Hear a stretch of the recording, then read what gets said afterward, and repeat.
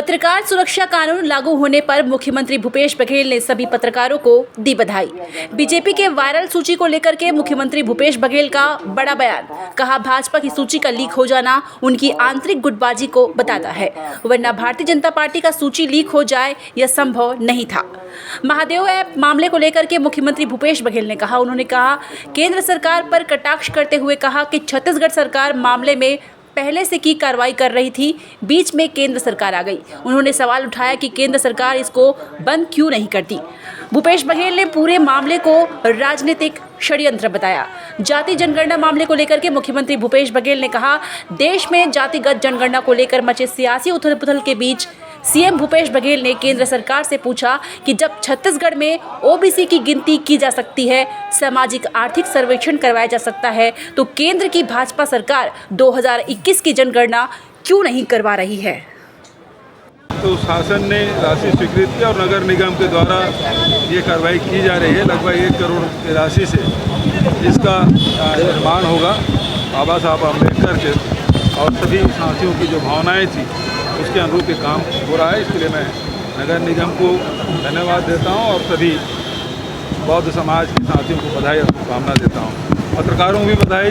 पत्रकार सुरक्षा कानून लागू हो गया है, इसके लिए आप सबको बधाई। भारतीय जनता पार्टी की सूची जो निकली है उसमें काफ़ी सरपुटोल हो रहा है और ये उसके आंतरिक गुटबाजी का परिणाम है, वरना भारतीय जनता पार्टी के सूची लीक हो जाए ये संभव नहीं था। लेकिन यदि सूची लीक हो गई उसके तहत ये है कि आपका तो टिकट था लेकिन लोग विरोध कर रहे हैं, इसका से बदला जा रहा है। मतलब एक तरफ नाम घोषित भी कर दो, दूसरी तरफ काट दो। ये षड्यंत्र भारतीय जनता पार्टी जो आंतरिक जो कला है सामने आया सर, ये होनी चाहिए।